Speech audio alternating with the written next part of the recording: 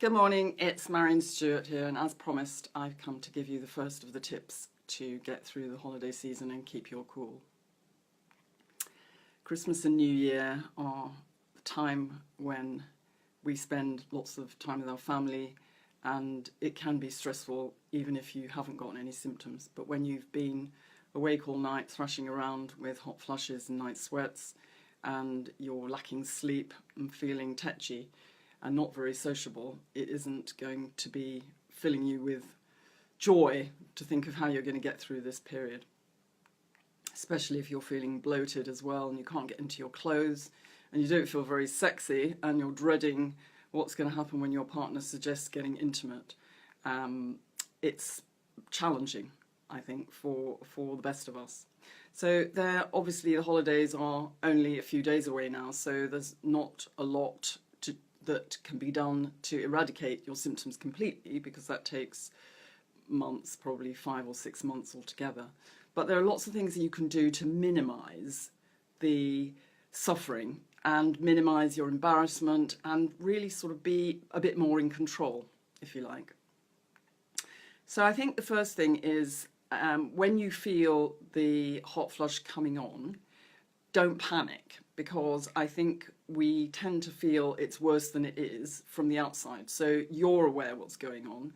You feel like you've got steam coming out of your ears, but not necessarily everybody around you knows that that's happening. So I think to really sit still, probably grab a glass of cold water and drink that down, because I think that will help to take the edge off the flush. Do a little bit of deep breathing. If you happen to be near a door or a window, then you can take a walk outside to cool yourself down.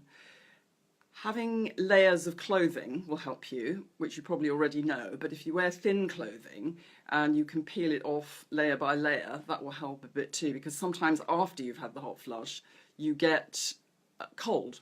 So then you need to put your clothes back on again, and it can be just it could just feel ridiculous that you feel like you look ridiculous because you keep getting dressed and undressed, but actually no one's really going to notice. So I think that's something else that you can do.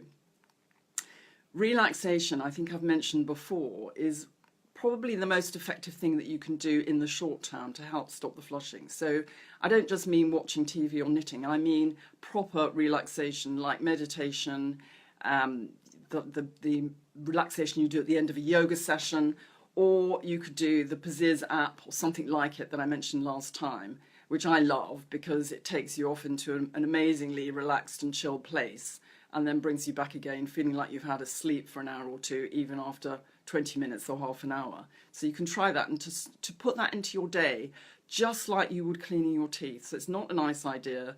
It's absolutely important, imperative actually, that you do your daily relaxation at least once a day, maybe even twice a day if you're having mega flushes.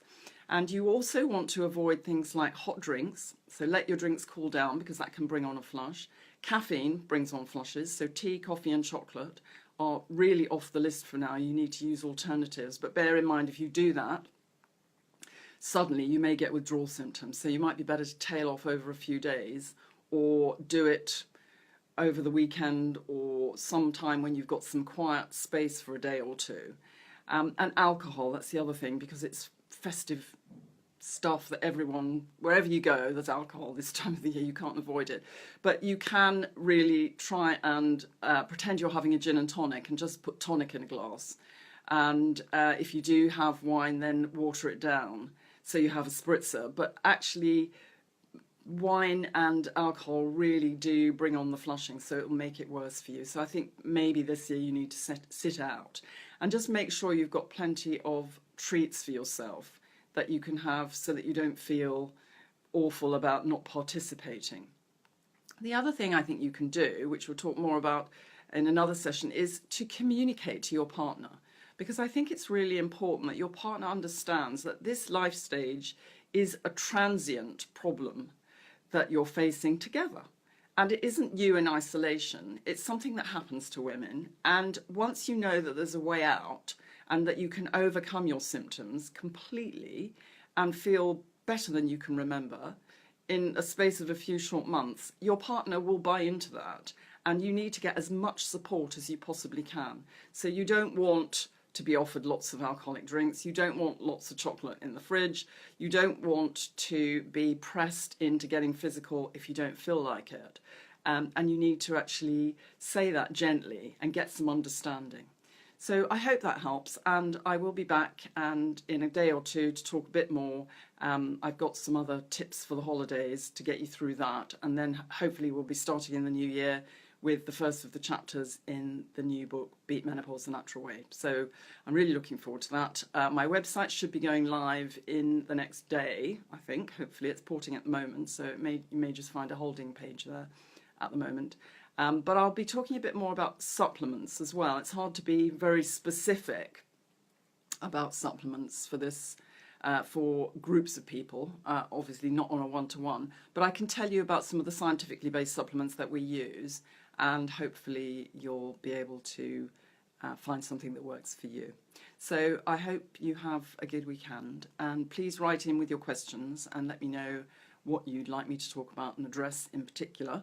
And I'll be here again in a few days, and I'll put some more information up on in the group about tips for the holidays in the meantime.